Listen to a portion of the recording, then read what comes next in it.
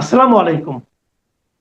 প্রিয় দর্শক, অন্য মঞ্চের আলাপ চাইতায় আপনাদের সকলকে আমন্ত্রণ জানাচ্ছি। 12ই ফেব্রুয়ারির বিতর্কিত নির্বাচনের ভেতর দিয়ে বিএনপি 2/3 বেশি সংখ্যাগরিষ্ঠতা পেলেও এই প্রশ্নটি উঠেছে যে বিএনপি কেমনভাবে, কতটা দক্ষতার সাথে সরকার চালাবে, বিএনপি কতদিন ক্ষমতায় থাকতে পারবে। আসসালামু আলাইকুম এবং আদাব। এই আলোচনাটা চলছে এ কারণেই যে বিএনপির তারেক রহমান দীর্ঘদিন দেশের বাইরে ছিলেন, দেশ পরিচালনায় তেমন অভিজ্ঞতাও তার নেই। 17 বছর দেশের বাইরে থেকে দেশ সম্পর্কে অনেক কিছুই ভেতর থেকে তিনি দেখতে পাননি। সরকার বিরোধী আন্দোলনে কি ছিল গত 17 বছরে সেটাও আপনারা জানেন। তো সভাপতি আলোচনাগুলো উঠছে যে প্রধানমন্ত্রী হিসেবে তারেক রহমান কিভাবে পারফর্ম করবেন, কতটা দক্ষতার সাথে পারফর্ম করবেন, সাফল্যের সম্ভাবনা কতটুকু আছে। আগামী নির্বাচন 5 বছর যদি তারেক রহমান ক্ষমতায় থাকেন, ধরে নিচ্ছি স্বাভাবিকভাবে, তাহলে 5 বছর পরে যে নির্বাচন হবে সেই নির্বাচনের ফলাফল কি হবে, সেই নির্বাচনটি কার অধীনে হবে। আপনারা জানেন যে শেখ হাসিনার সরকারের আমলে বিএনপির একটা দাবি ছিল যে তত্ত্বাবধায়ক সরকারের অধীনে নির্বাচন হতে হবে। শেখ হাসিনার সরকার তত্ত্বাবধায়ক সরকারের অধীনে নির্বাচনী ব্যবস্থাটা বাতিল করে। এটা আদালতের রায়ের মাধ্যমে পরবর্তীতে সংসদের সংশোধনী আনে, পঞ্চদশ সংশোধনী। তো সেইখানে তত্ত্বাবধায়ক সরকার ব্যবস্থা বাতিল করে নির্বাচন কমিশনের অধীনে নির্বাচনের ব্যবস্থা করা হয়। কিন্তু বিএনপি এর বিরুদ্ধে আদালতে গিয়েছিল, বদিউল আলম মজুমদার গিয়েছিলেন, আরো অনেক পার্টি আদালতে গিয়েছিলেন এবং আদালত সবশেষে এই তত্ত্বাবধায়ক সরকার ব্যবস্থাকে ফিরিয়ে আনে, যে তত্ত্বাবধায়ক সরকারের অধীনে নির্বাচন হবে। কিন্তু সম্প্রতি আমরা দেখলাম যে বিএনপির একজন প্রভাবশালী এমপি এবং কেন্দ্রীয় নেতা জয়নাল আবেদীন ফারুক, তিনি বলেছেন যে আগামী নির্বাচনও তারেক রহমানের অধীনে হবে। তাহলে এই যে গত 15 বছর তত্ত্বাবধায়ক সরকারের কথা বলল বিএনপি, ইউনূসের আমলে আদালতে যে হিয়ারিংটা হলো সেখানেও বিএনপি একটা পার্টি ছিল, তাদের পক্ষে লয়ার কথা বলল, মির্জা ফখরুল আলমগীর বিএনপির পক্ষে তিনি পার্টি হয়েছিলেন এই রিটের, এবং সেখানে আদালত রায় দিয়েছেন এবং সবাই ধারণা করছে যে আগামীতে নির্বাচনগুলো তত্ত্বাবধায়ক সরকারের অধীনে হবে। ইউনূসের অধীনে সময় যেসব আলোচনা হয়েছে সেখানে এই তত্ত্বাবধায়ক সরকারের অধীনে নির্বাচনের কথা বলা হয়েছে। কিন্তু আজকে এই জয়নাল আবেদীন ফারুক হঠাৎ কেন বললেন? তাহলে কি যেই লঙ্কায় যায় সেই রাবণ হয়?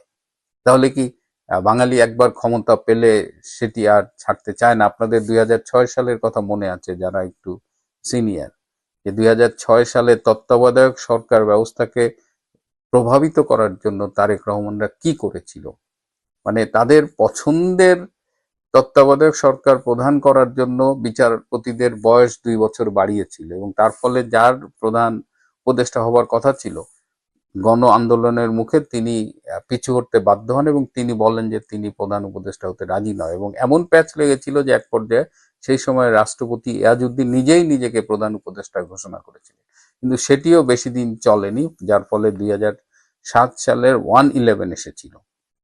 হ্যাঁ, তো বিএনপি কিন্তু সেই জয়নাল আবেদিনের কথার মধ্যে দিয়ে কিন্তু আমরা সেই আভাসটা আবার ফিরে পাচ্ছি। এমনও হতে পারে যে জয়নাল আবেদিন তিনি এটি টেস্ট কেস হিসেবে বলে মানুষের প্রতিক্রিয়াটা দেখতে চাচ্ছেন যে আসলে কি ঘটতে যাচ্ছে, মানে এটা বললে মানুষ কিভাবে রিয়াক্ট করে। আর বিএনপির একটা সুবিধা হলো কি, বিএনপি সকালে এক কথা বলে, বিকেলে আরেক কথা বলে, রাতে আরেক কথা বলে। বিএনপির এক নেতা এক কথা বলে, আরেক নেতা আরেক কথা বলে, আরেকজন আরেক কথা বলে। এই যে যেমন পুলিশ হত্যার বিচার হবে কিনা, এই স্বরাষ্ট্রমন্ত্রী বললেন যে পুলিশ হত্যার বিচার হবে। যেই একটু এনসিপি জামাত আন্দোলনের সুরে কথা বললো, একটু চড়া সুরে কথা বললো, অমনি তিনি পিছু হাঁটলেন, বললেন পুলিশ হত্যার বিচার করার অবকাশ নেই। কিন্তু বিএনপির নেতারা এখনো বলছে পুলিশ হত্যার বিচার হবে। কিন্তু বাস্তবতা হলো যে পুলিশ হত্যার বিচার করবার মতো হ্যাডম কিংবা নৈতিক অবস্থান কিংবা সাহস কোনোটাই বিএনপির নাই। বিএনপি নিজেই তো পুলিশ হত্যার সাথে জড়িত। তারা তো এই যে সিরাজগঞ্জের যে পুলিশ হত্যা নিয়ে এত আলোচনা, যেখানে একজন গর্ভবতী নারী কনস্টেবলকে পর্যন্ত আগুনে পুড়িয়ে হত্যা করা হয়েছে, সেখানে তো সিরাজগঞ্জের সম্ভবত জেলা সাধারণ সম্পাদক তিনি তো নিজেই স্বীকার করেছেন যে এই থানা পোড়ানো সাথে তারা জড়িত ছিল। তাহলে যদি পুলিশ হত্যার বিচার বিএনপি করতে চায়, তাহলে তারা ফেঁসে যাবে। এই সাহস কি বিএনপির আছে? তারা এটা বলে, এর ফলে তারা এই এনসিপি জামাতের উপর একটা প্রেসার ক্রিয়েট করতে চায় যে তাদের যখন এটা দরকার হবে তখন এই কাজ করবে। কিন্তু বিএনপি তো পুলিশ হত্যা বিচার করবে না। ঠিক এখন দেখেন, এই তত্ত্বাবধায়ক সরকার ব্যবস্থার জন্য তারা এত কিছু করলো, তারা 2014 এবং 2024 নির্বাচনে অংশগ্রহণ পর্যন্ত করলো না, এবং তারা অংশগ্রহণ না করে নির্বাচনী ব্যবস্থাকে বিতর্কিত করলো, দুর্বল করে দিল। তার ফলে কি হয়েছে? আবার আজকে যখন তারা নির্বাচিত হয়েছে এমন একটা নির্বাচনে যেখানে আওয়ামী লীগকে নির্বাচনে অংশগ্রহণ করতে দেওয়া হয়নি, সুতরাং এই নির্বাচনে তো সাধারণ ভোটাররা ভোট দিতে আসেনি। 20%-এর মতো ভোট কাস্ট হয়েছে, যদিও অফিসিয়ালি এটাকে অনেক বাড়িয়ে দেখানো হচ্ছে 60%, কিন্তু বাস্তবতা তো তারা জানে। তো আজকে জয়নাল আবেদিন ফারুক এটা কি হিসেবে বলে, এবং আমি খুব অবাক হব না যদি বিএনপির আরেকজন নেতা এসে বলে এটা তার ব্যক্তিগত মতামত। কিন্তু না, একটা সোর্স আমাকে ইনশিওর করেছে যে বিএনপি এখন মনে করছে যে আওয়ামী লীগ 15 বছর ক্ষমতায় ছিল, বিএনপি 20 বছর ক্ষমতায় থাকে। কিন্তু বিএনপি কি 20 বছর ক্ষমতায় থাকার মতো অবস্থানে আছে বা থাকবে?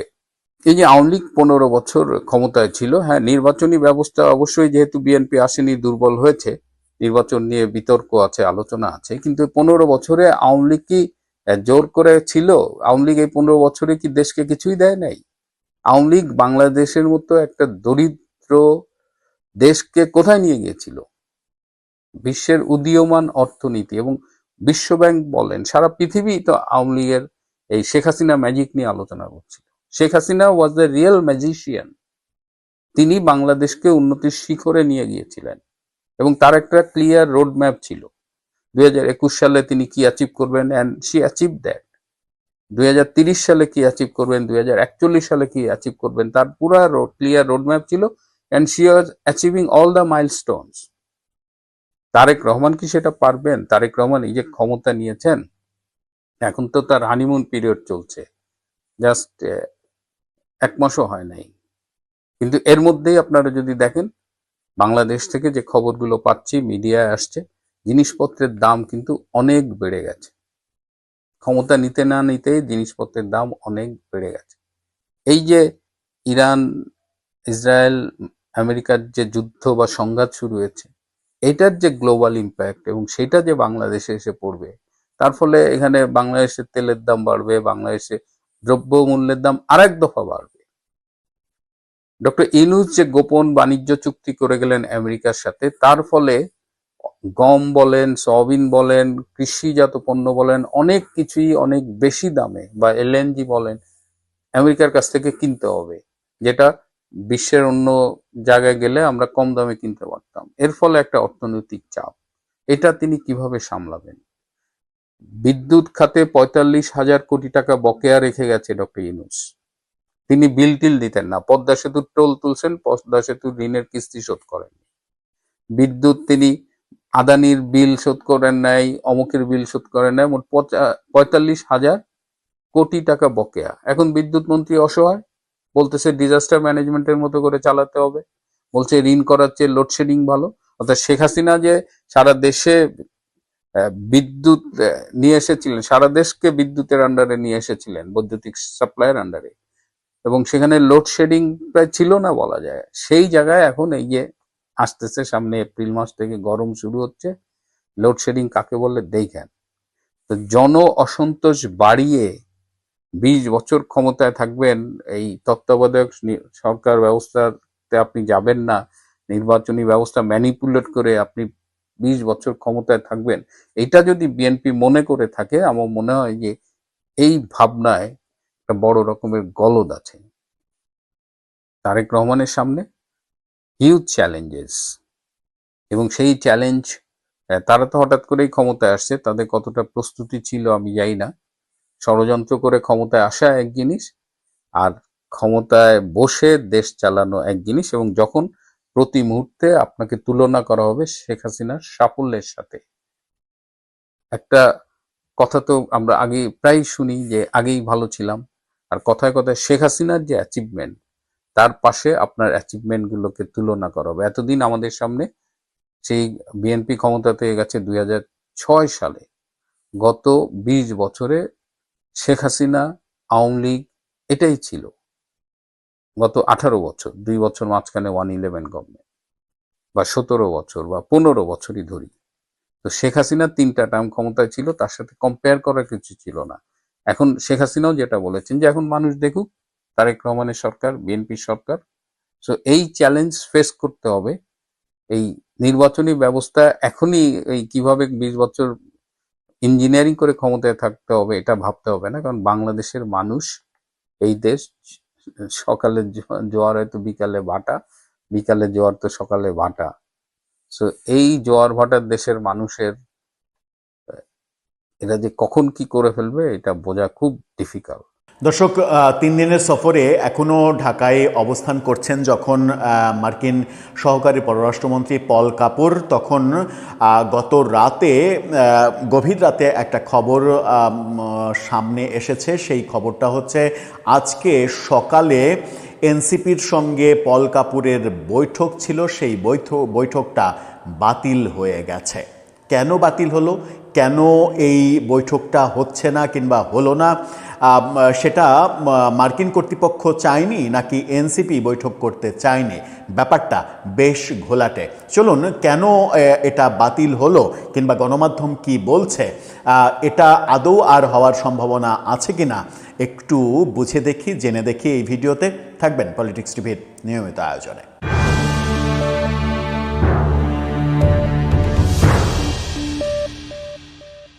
দর্শক, বলছিলাম খুবই গুরুত্বপূর্ণ সফরে পল কাপুর, মার্কিন সহকারী পররাষ্ট্রমন্ত্রী, তিনি ঢাকাতে রয়েছেন।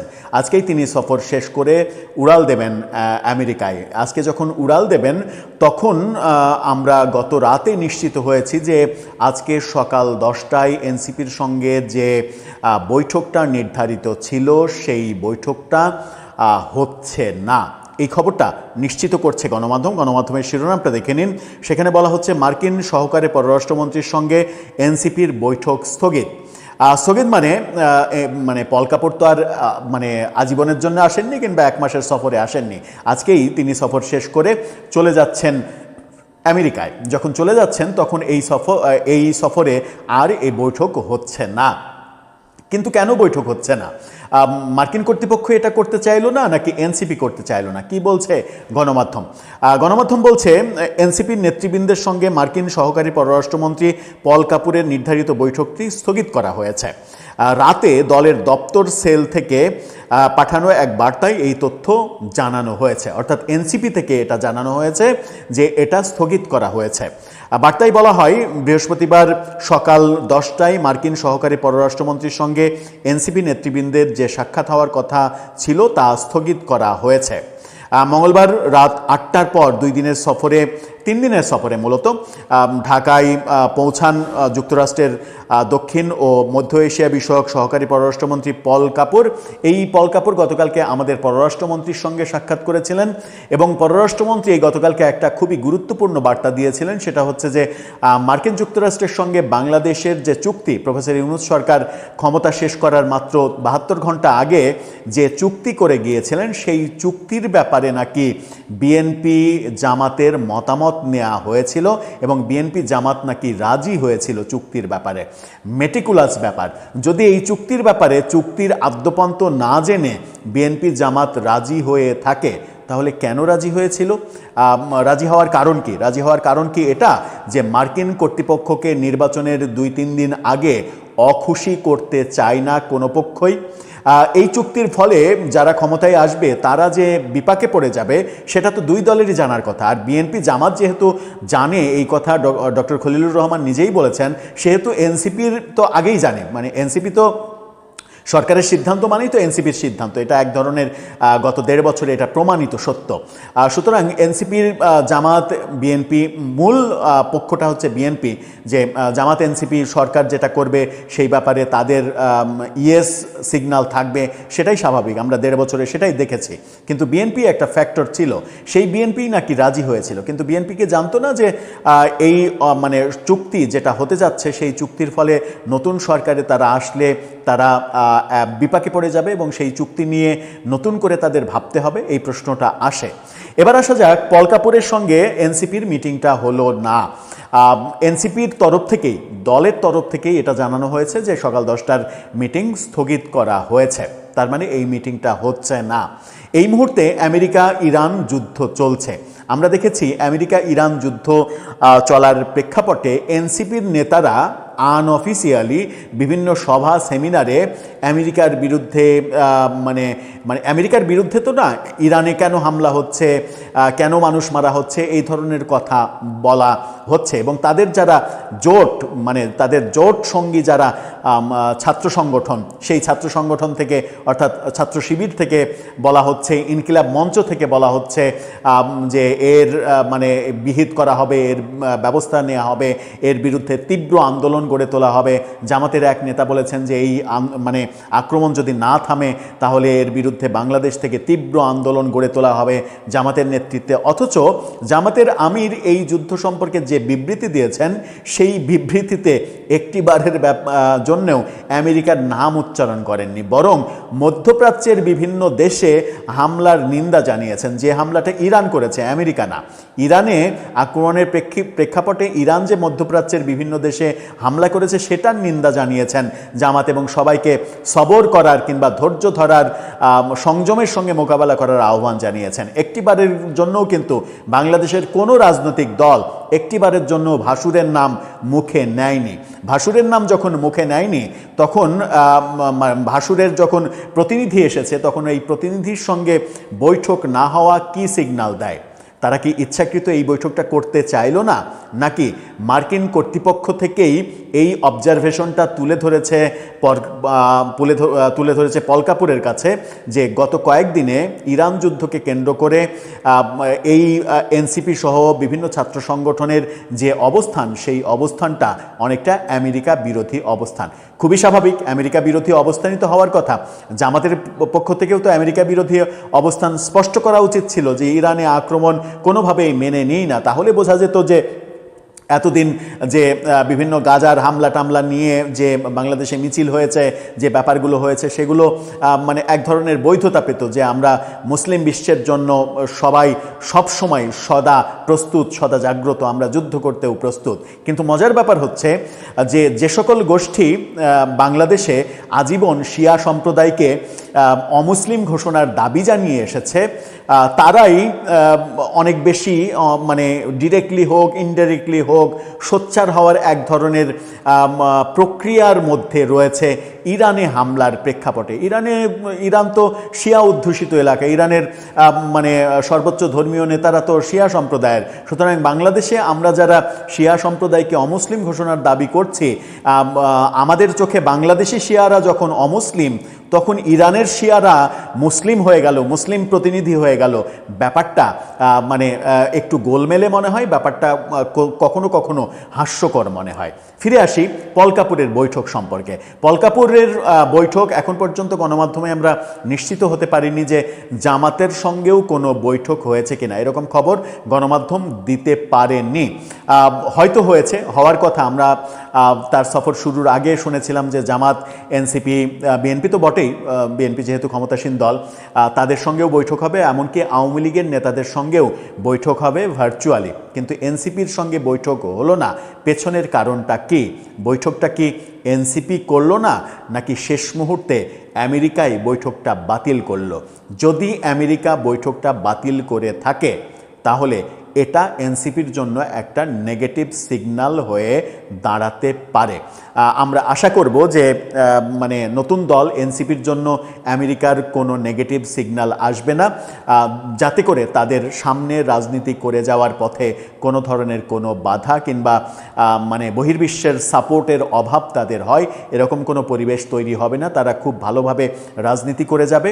এবং বাংলাদেশে রাজনীতি করতে হলে, রাজনীতি তো সরকার গঠনের রাজনীতিই করে সবাই, এবং ক্ষমতায় যাওয়ার রাজনীতিই সবাই করে। এবং এনসিপি ওই তথাকথিত বাম দলের মতো রাজনীতি করতে চায় না, এটা ডে ওয়ান থেকে তারা পরিষ্কার করেছে। এই কারণেই সব জায়গায় তারা এক ধরনের বিলাসিতা, এক ধরনের শোডাউন, ইফতার পার্টি করতে হলে ইন্টারকন্টিনেন্টালে ইফতার পার্টি আয়োজন করা, কোটি কোটি টাকা খরচ করে, এই ব্যাপারগুলো তারা করেছে।